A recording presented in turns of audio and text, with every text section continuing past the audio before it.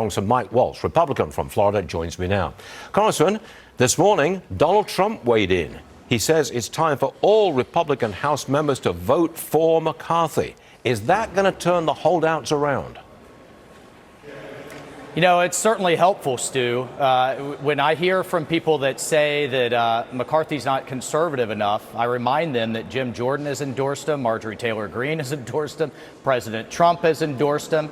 And oh, by the way, we have to have someone who's a conservative leader, but that also are moderates, many of whom just won in pro-Biden districts to get us the majority, will also support.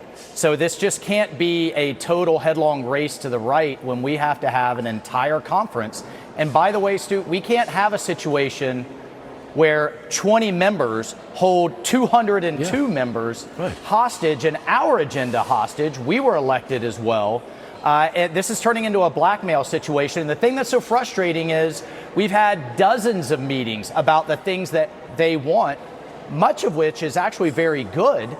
For example, we'll have an inflation score on every bill. We're going to have 72 hours notice, so you can't have a $1.7 trillion package crammed down our throats so we can actually read through the bills. Things along those lines we've actually given. But when it comes down to, well, I want this committee or personal agendas or personal vendettas, you know, that's unacceptable. This isn't about us. This is about the people that we represent.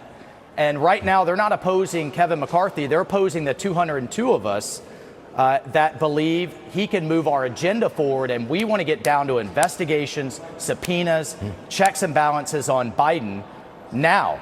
Yeah, now. Not, you know, whenever they decide they want to get around to it. Now, Congressman, I just want you to listen to your colleague, Dan Crenshaw, how he characterizes the Republicans who oppose McCarthy. Roll that tape, please.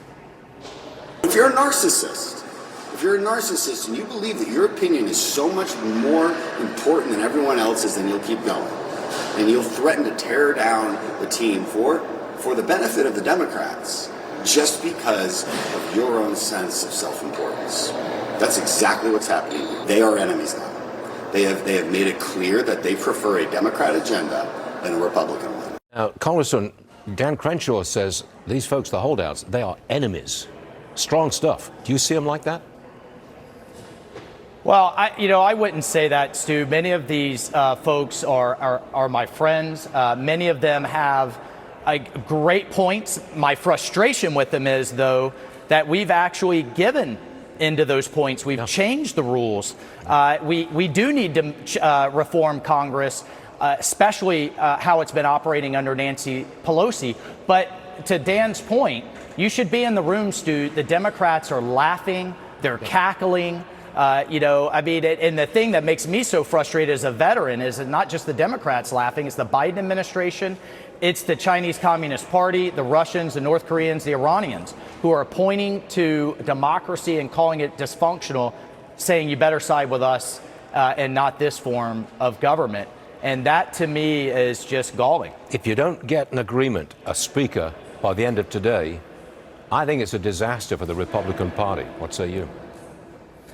Well, look, I've been hearing from activists, from supporters, from donors saying this isn't what we voted you guys into office for.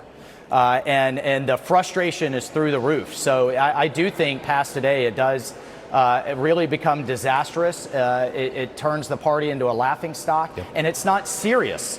Again, we've given into many of these requests.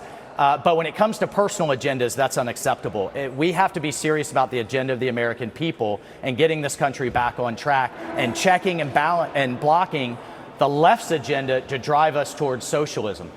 I will be very interested to see if Mr. Trump's statement supporting Mr. McCarthy has some effect in the ballot today. It was huge, Stu. I think it was huge, and I'm glad he did it. Yep, got it. Congressman, always a pleasure.